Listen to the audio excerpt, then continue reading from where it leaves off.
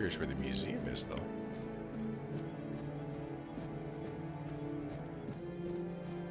Let's see. Always good to have a little rest. So that's the blacksmith, and oh, let's talk to him about coat.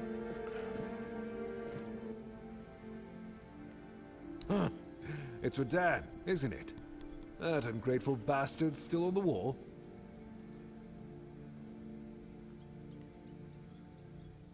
Disagreement? Sure, you could call it that, and I guess I might have overreacted a bit. But since Dan is on the wall and I'm here, I couldn't tell him that I get it. The prank and all. And I forgave him a long time ago. Now that I think about it, it was a hell of a prank.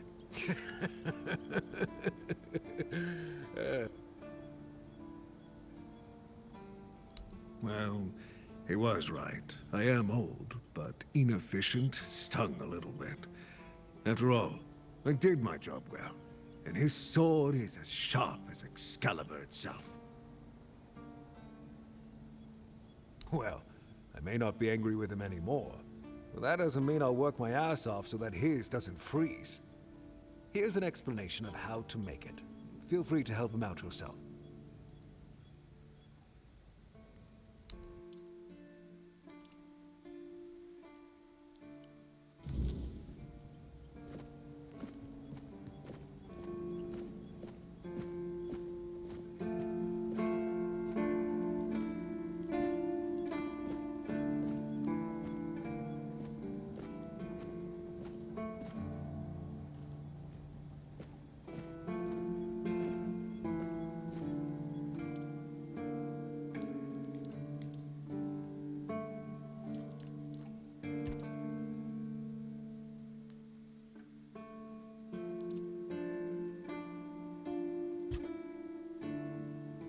Okay.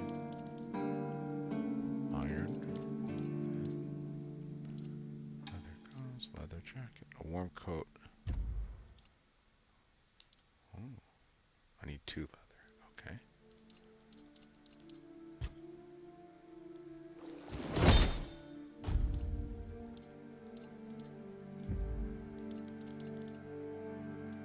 I need another deer pelt.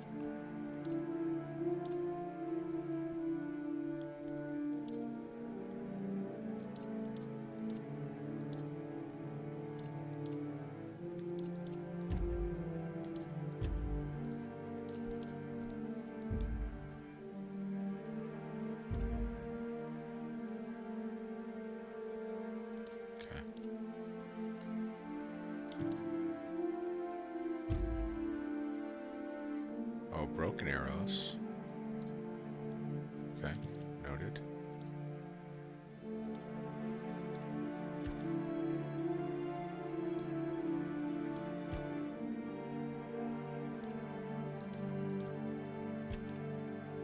Go. It's nice to have a break. Oh, maybe the museum's over here.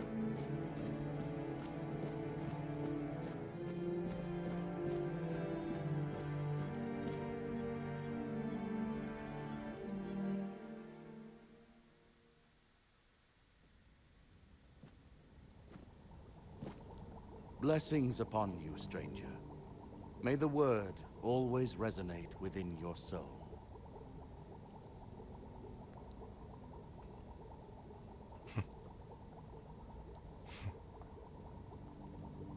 As prepared as any men can be against something they barely understand. Swords and fire will hold back beasts, but what of the creeping rot that twists flesh and mind alike? But there is one thing. The Excalibur they keep here. It has not been wielded in an age, yet the weird does not creep near it. Well, even as it rests upon its pedestal, the air around it remains untouched. The tendrils of corruption that strangle stone and steel refuse to claim it. The Keepers may not see it for what it is, but I do. There is power in that blade. Something ancient, Something beyond the Church's teachings. And if it truly holds back the weirdness, then perhaps it was never meant for men alone. Safe? No. But safer than most, I suppose. But tell me, what is safety, truly? A stronghold? A weapon? A prayer? I've seen men with all three fall just the same. So no, I do not feel safe. But I do feel watched. And sometimes that is enough.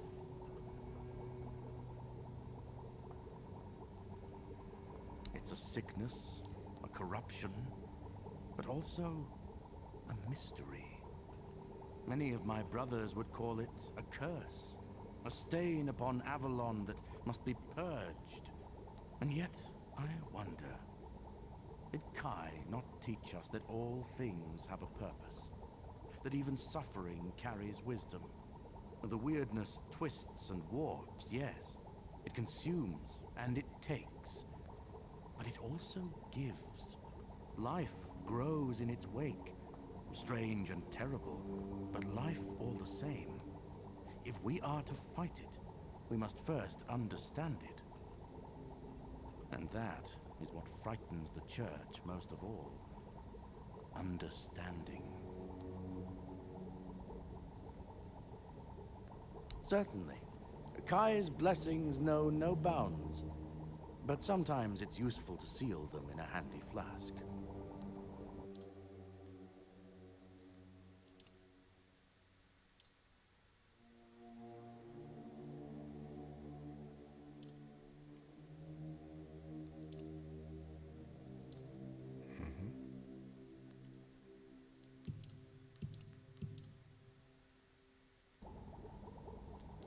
May Kai's word always guide you. In the word, you will find solace.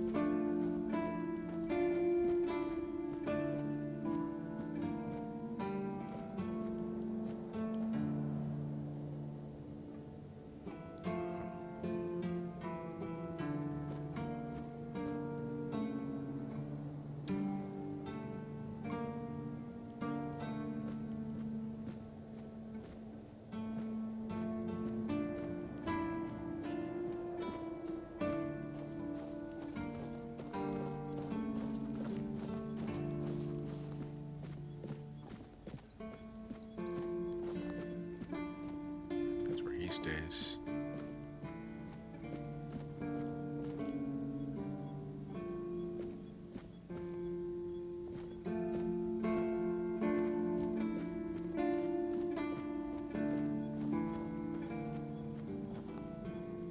Kitchen, don't need to go in there.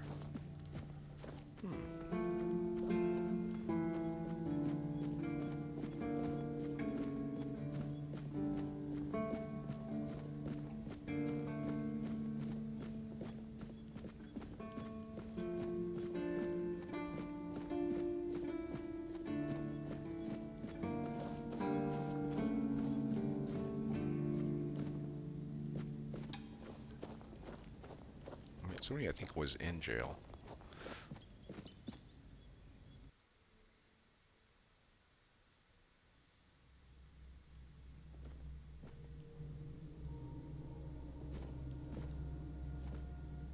What do you need? This is a prison, not a museum. We don't admire here. We punish. At least, that's what they tell me to say. I'm supposed to be intimidating. Grrr. So the prisoners are scared of me. Because I am. I asked for this post. just to get some peace, quiet, and warmth. No useless small talk, no shrieking seagulls, and none of that cursed biting wind. I'm telling you, it's heaven. And I get to read my books too. So if you've got anything interesting, I'd be glad to trade. Usually, it's nothing but interesting, folks. I'm telling you, in these crazy times, every one of them comes in with some wild tale. But right now, quiet as can be. Good thing I've got my books. All my adventures are in there these days.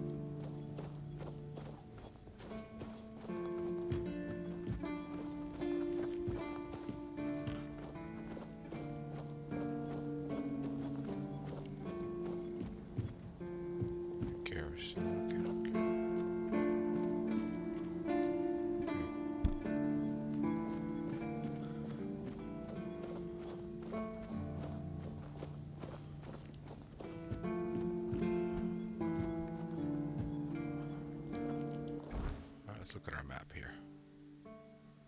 Mm-hmm.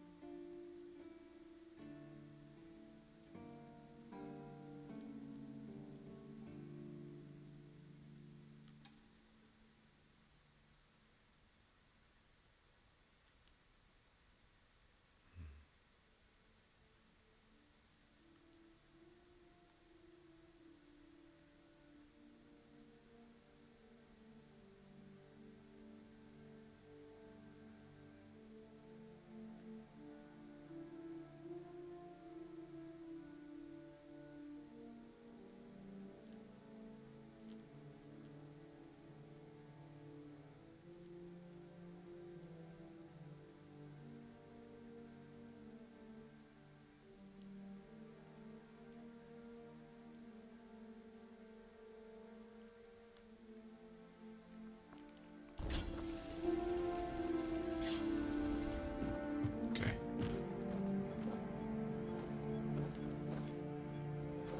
All right, well, let's go to the village in the back. Don't see the museum anywhere.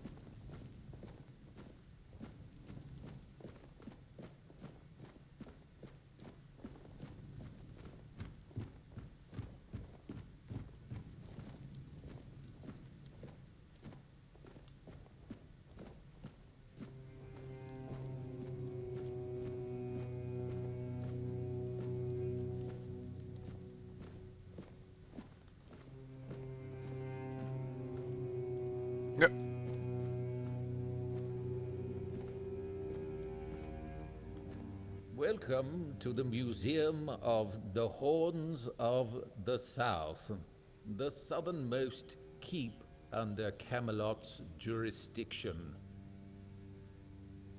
My name is Ridderick, and I will be happy to introduce you to the rich history of this fascinating place. A history that began 623 years ago with the first keeper, Sewell Firstfoot. I'd also like to bring your attention to our numerous exhibits that are, as I like to say, inanimate witnesses of the history of the Horns of the South. It began in the year 542. It is the crowning achievement of a group of keepers who were fascinated with Sewell Firstfoot. It took them years of tremendous effort to finally open an institution devoted to research and education, worthy of commemorating Sewell's great legacy.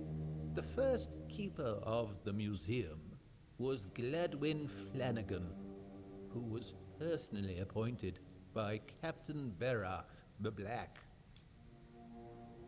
I don't doubt it, since Sewell Firstfoot was a remarkable figure, well known to every keeper.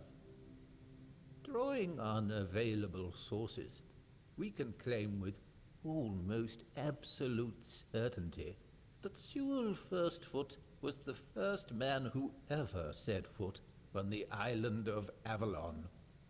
As you can probably guess, that's where his moniker, Firstfoot, comes from.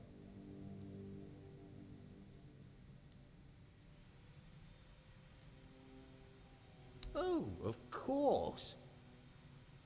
Sewell was an outstanding commander whose strategic mind, bravery, and charisma contributed to our capture of the South from the Four Dwellers.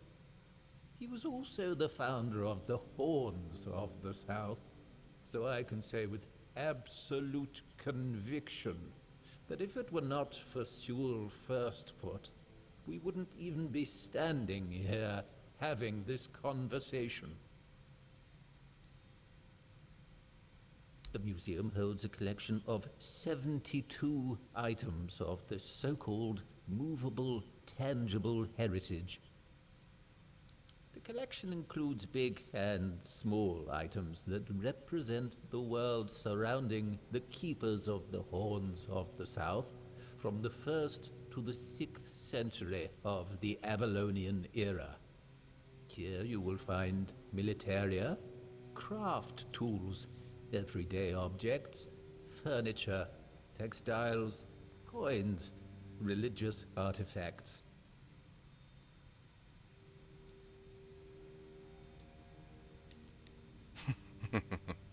But I'd say all exhibits are worthy of your attention, but I could point you to the ones I personally think to be the most notable, or subjectively, of course, the most interesting. Those would be the items that used to belong to Sewell Firstfoot. We have his signal horn, and also his boots. Those boots were the first to touch Avalonian soil. What is also worth mentioning is the tableware used by King Arthur himself during his visit to the Horns of the South in the 15th year of the Avalonian era.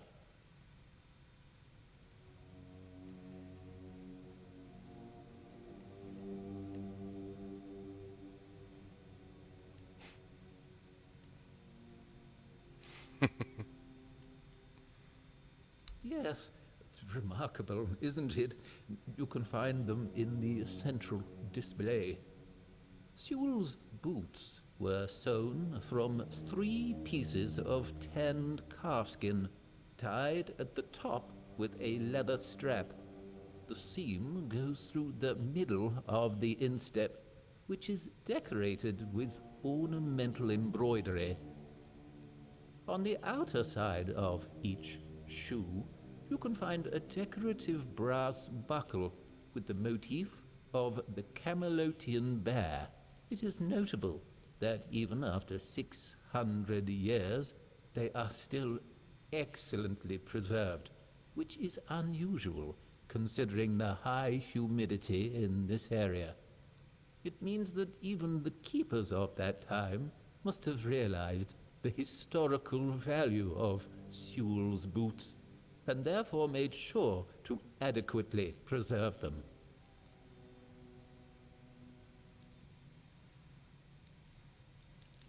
It is indeed an interesting exhibit. The horn was used by Sewell during wartime, not only for signaling, but also for intimidation. It is 50 centimeters long and made of the horn of an ox. It is the color of yellowed bone, with some ash-gray discoloration on the narrow end. It has a brass mouthpiece and silver fittings on its wider side and at the middle. The shape of the fittings suggests that the horn was hanging on a leather strap, which unfortunately has not survived to this day.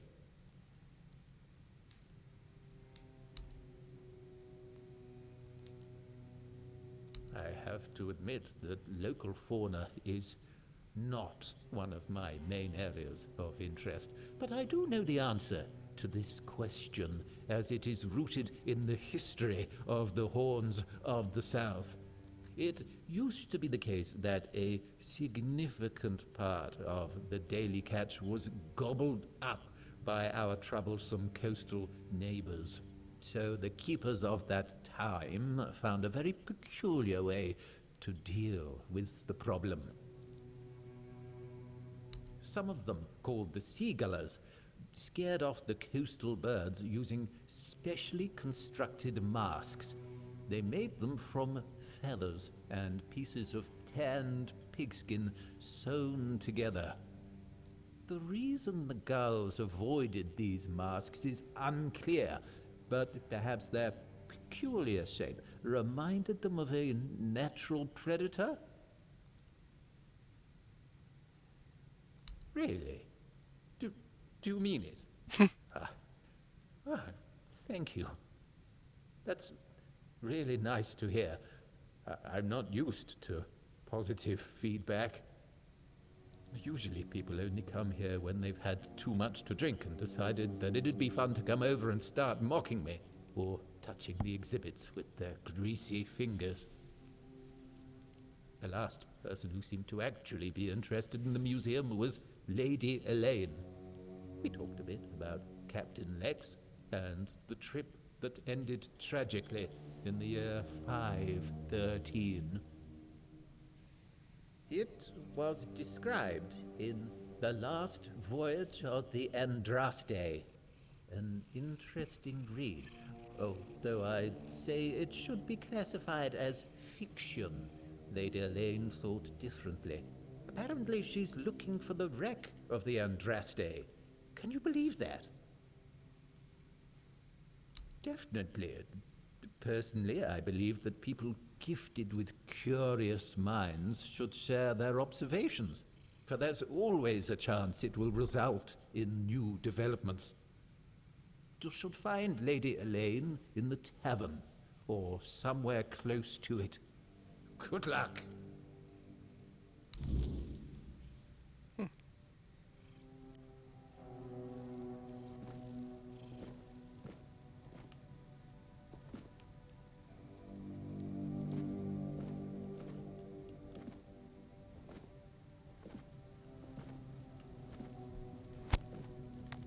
Excuse me, Leo. Come over here.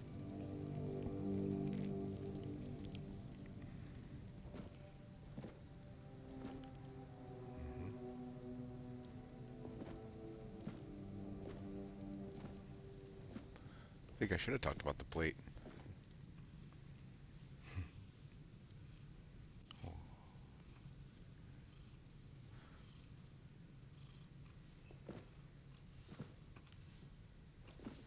Alright, well, there's the museum.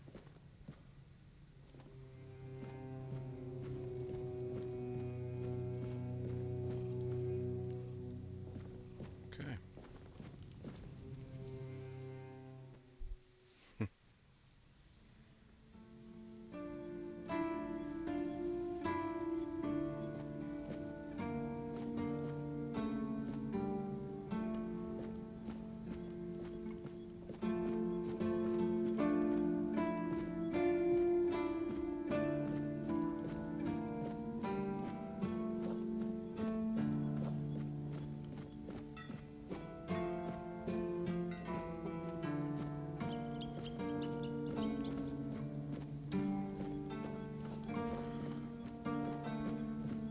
Alright, let's look through our stuff real quick.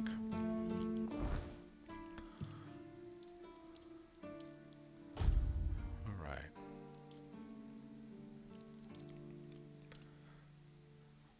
Silk hat, no thank you.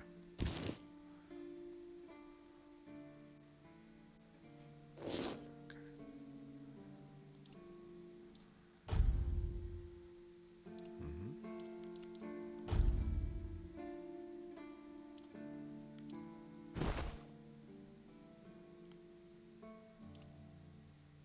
No.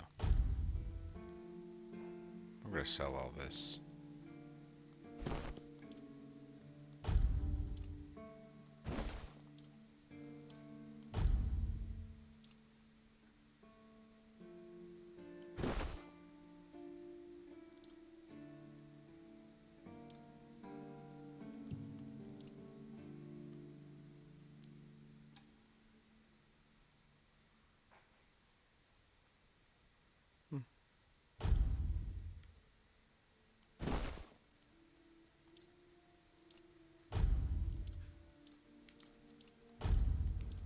Feels like it's got...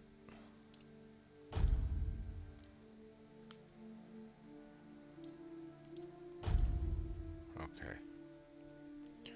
Currently, increase our encumbrance. Oh, I don't need to do that at all.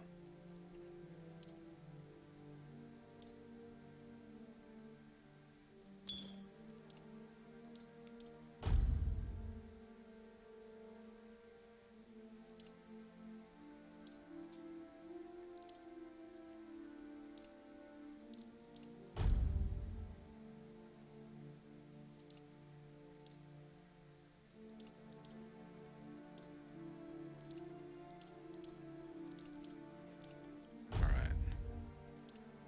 Some swords. Need to get something better than this dagger.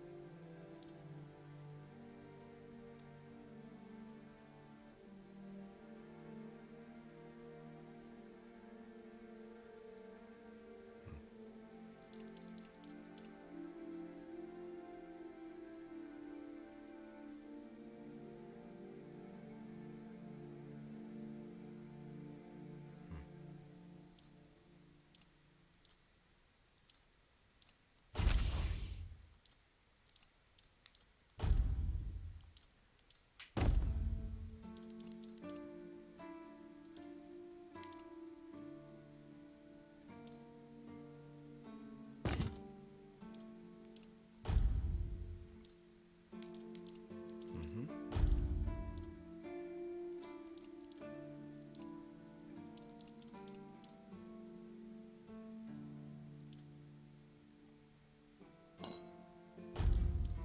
Let's use our small ones first.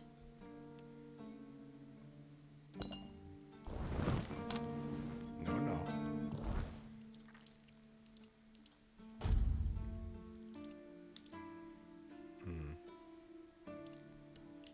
Okay.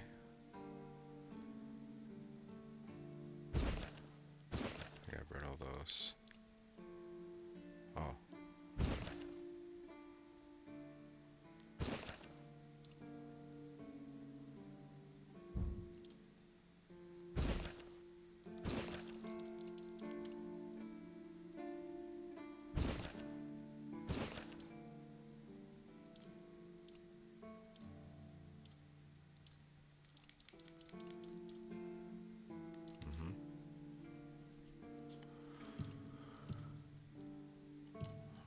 figure out where I can.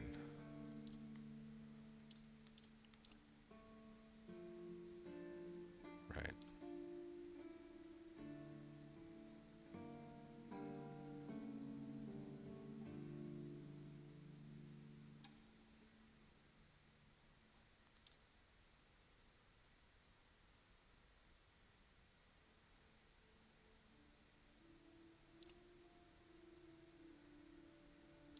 Cemetery.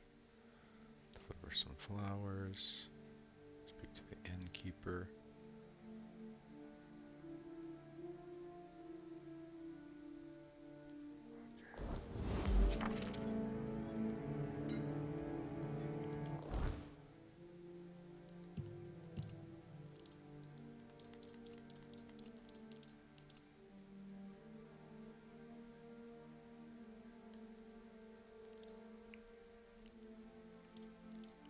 Oh yeah, those are the.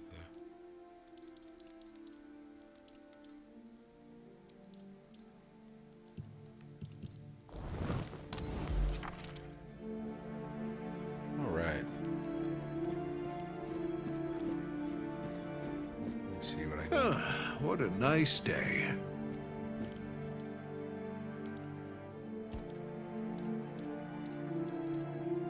So the seaguller's mask needs 2 leather and 2 feathers. Okay. And the warmest coat. Got the wolf coats, but I need the leather. So I need some deer pelts. Okay.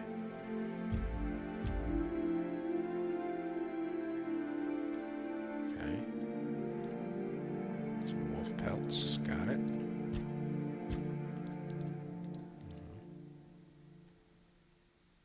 Copper arrow. Need some copper. Copper throwing knives. Got it. Iron arrows.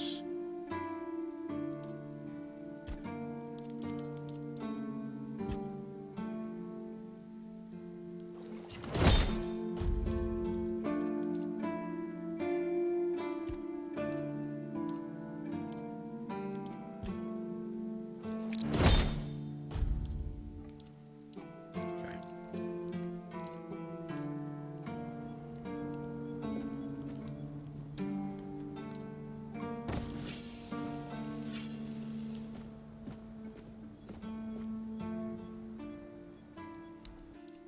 All right, let's sell. Oh, sell from stash. Okay, cool.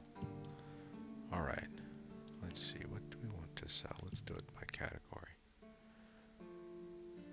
Wooden club. Torch. Let's leave the torch, but let's wooden club.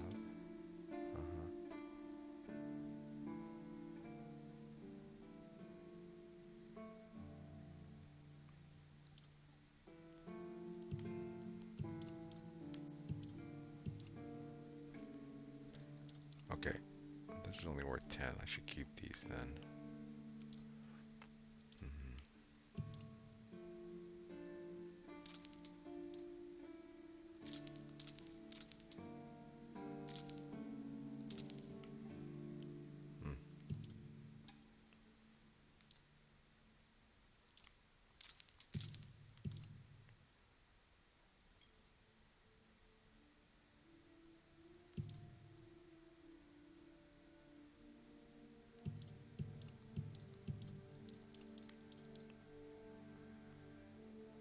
Reset your skills. I'll do that once. Just one of them. I don't think I'm going to want to do that though. Start 30 health. 60 seconds. That's cool.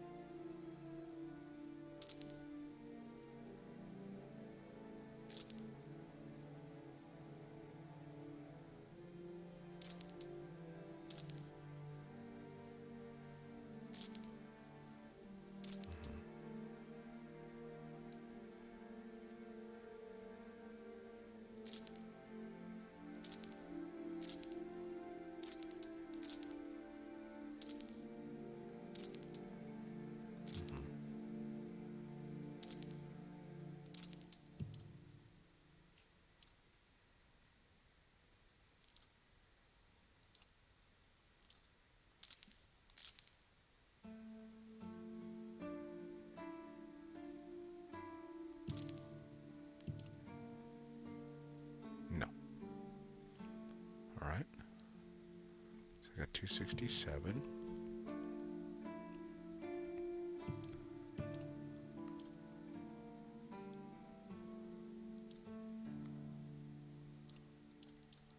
I really want this.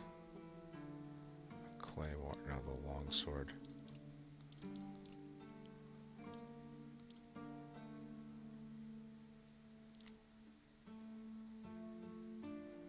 Ooh.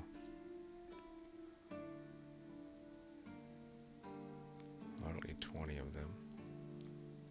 But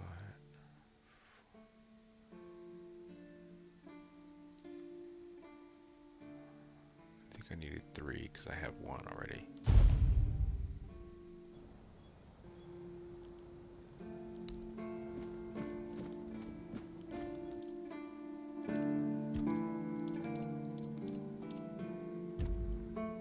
Alright, because I need 2.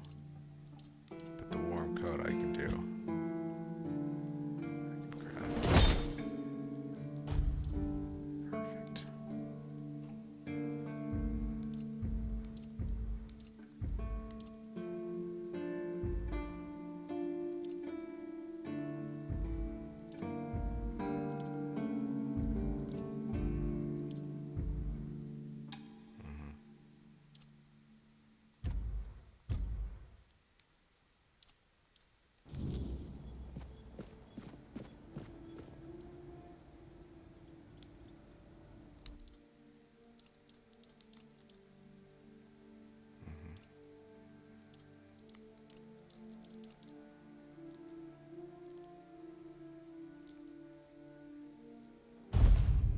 Perfect. Need to see the feather.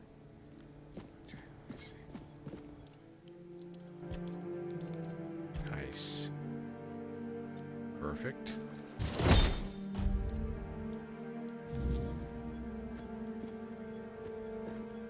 Excellent.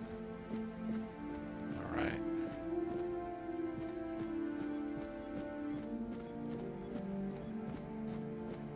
Let's go help our coat friend.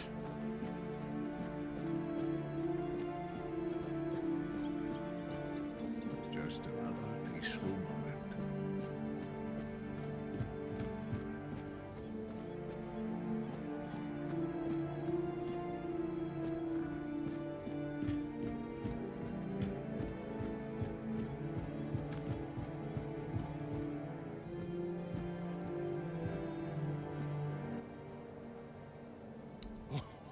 Oh, thank you, friend.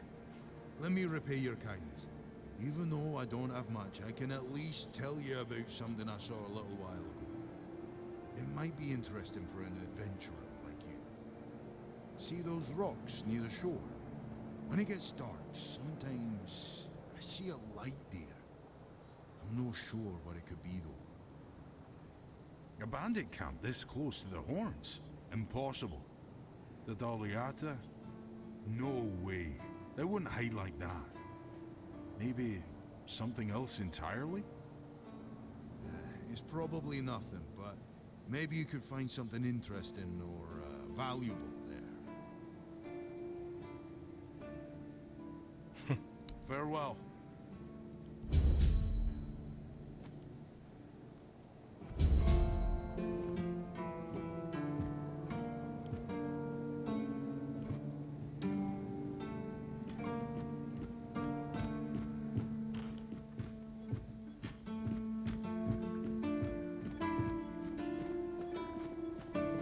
Always good to have a little rest.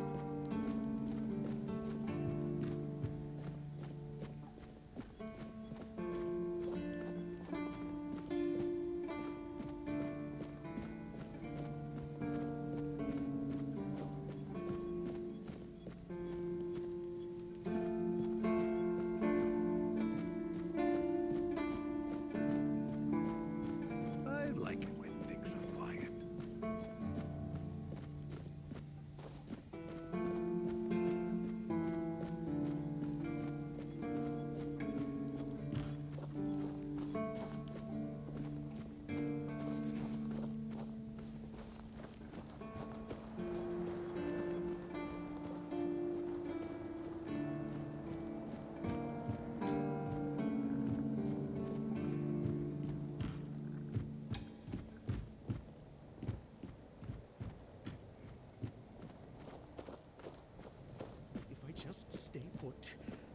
Everything will be just fine. There you are. Finally. Do you have what I need? A mask? Eh? Are you sure? Ah, whatever. Sod it.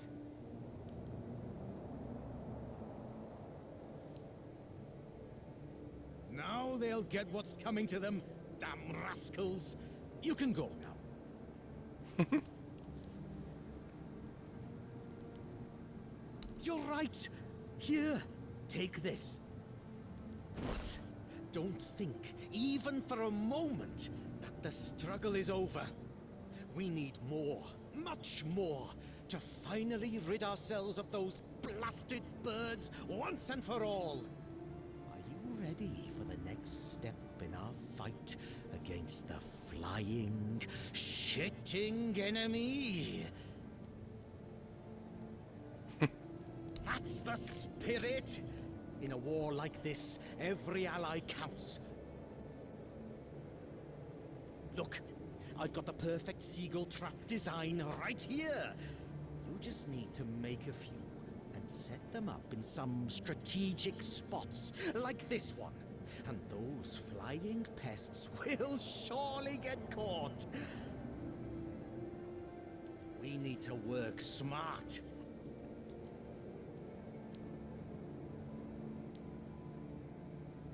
And I appreciate that. But this war still needs soldiers. And you can be my first officer.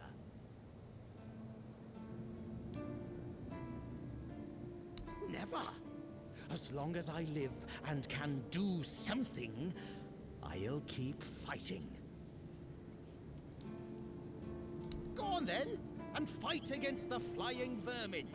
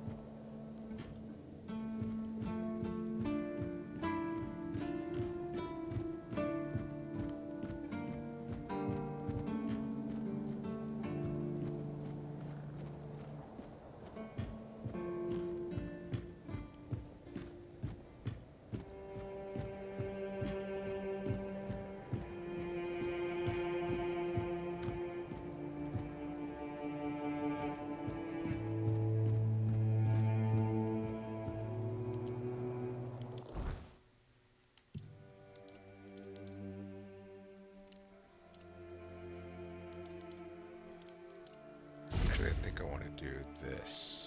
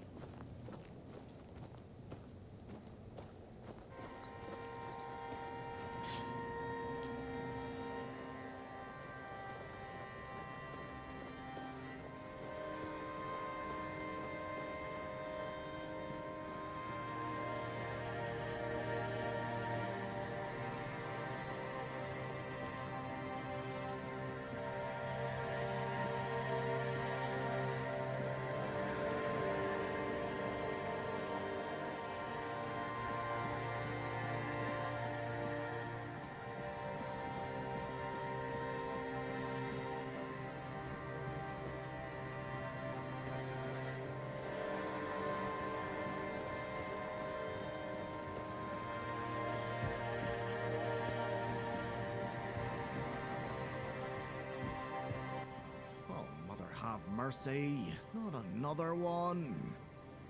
If I let you pass, will you promise not to make any trouble?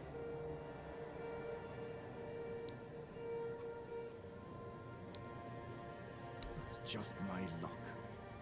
Take the post turning, they told me. You'll be looking after a village full of old farts. That's practically early retirement, they said.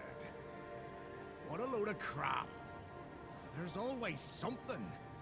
If it's not the deck falling apart, it's a refugee running around biting people.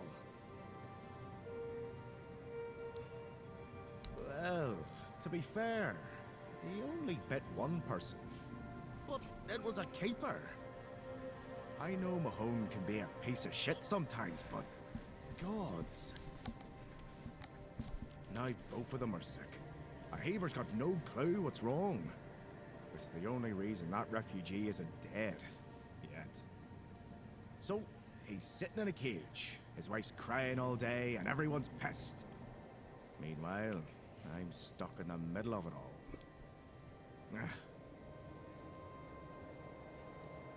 No, not really. Fortunately. No need to tell me that. But I can't just go back to patrolling the walls. I'd be a laughingstock. I'd rather sit here and hope everything works itself out. I mean, everyone's gotta die someday, right? So whether it's me or them, at least my problems will be over. The deck? Nah, just old wood. Honestly, it's the least of my problems. But I've got no way to fix it. Dara's always busy with his lighthouse, and every time I try to do it myself, someone else needs me for something. I can't even sneak out to the tavern because last time some rich bint started complaining that everything here smells of fish. That's a seaside village. What else would it smell of? You do that? That would be a huge relief. Well, maybe not huge. There are bigger problems, but it'd be a start. Truth be told, I don't know why they want it so badly. It's for boats. No one here even uses boats. But, well, you know how it is with old folks. Once they get fixated on something, there's no point in arguing. I'd pay if I could, but this was supposed to be my job. The budget's long gone. But if you're interested, I could teach you a thing or two about home decor.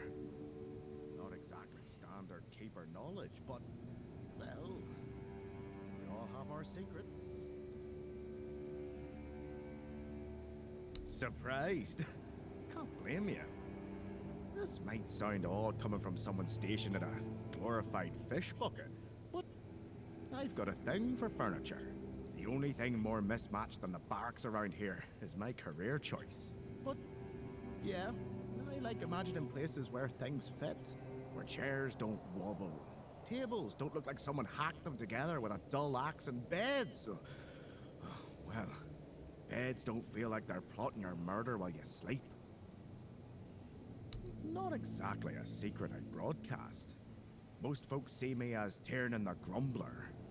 But, hey, we've all got something that keeps us sane, right? Mine just happens to be daydreaming about nicer chairs.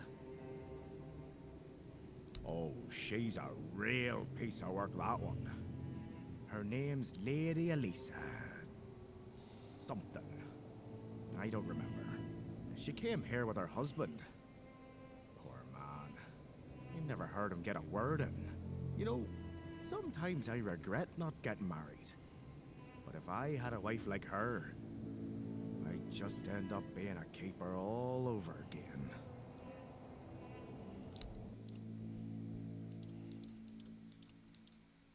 Okay.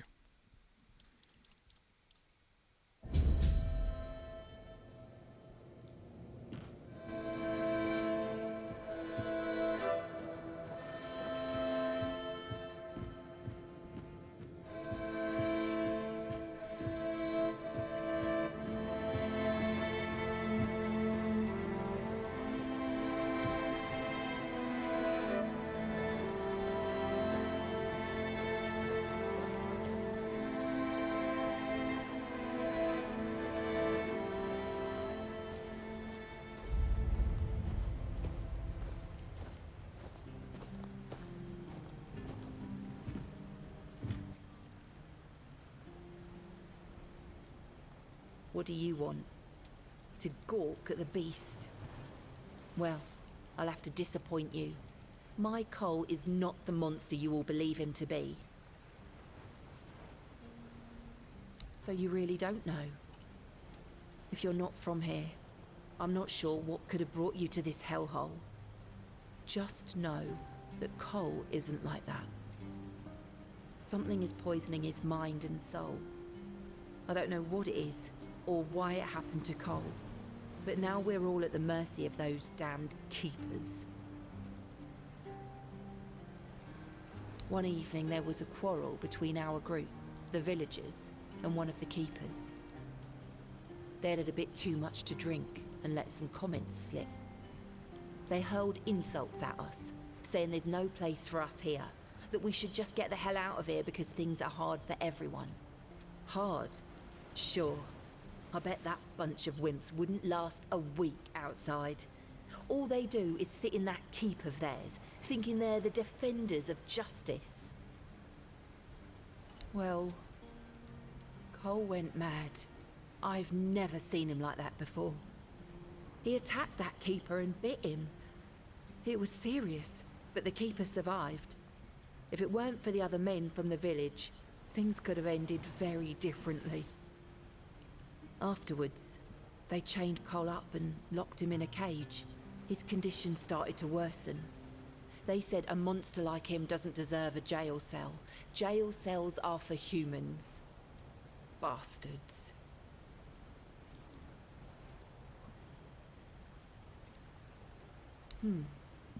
This might sound silly, but before we reached the keep, we came near a strange structure. The locals call it the Arch Spire. In the morning, we realized everyone had a strange dream, but it was a little different for each of us. Cole started acting weird after that, and in time, it only got worse.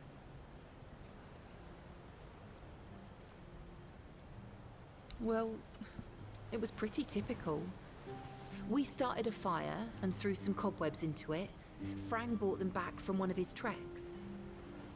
That boy could always find them somehow. It was our protection from the night and the weirdness. Ellis was on watch that day, but from what he told us, he eventually fell asleep. We were lucky no one slit our throats. No, only that, well, he didn't make much sense, but he was convinced that something bit him. He kept checking. It must have been some bug. Something changed by the weirdness. That must have caused his fever, his insanity. I was in a strange place. Dark. Full of fog. Eerie. I was trying to find him. I called out, but no one answered. I was alone in the night, and then I kept falling, and falling, and falling. And then I woke up. We set up camp near the Arch Spire. We hoped that bandits wouldn't dare to venture into a place like that. Well, now I know why we could have been right. With everything that's been happening lately, I'm ready to believe in every strange thing in this world.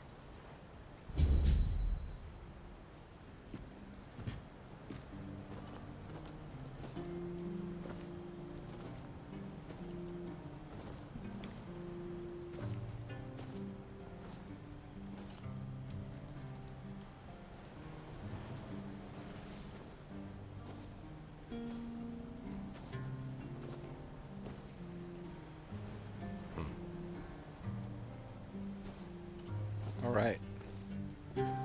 We'll continue on our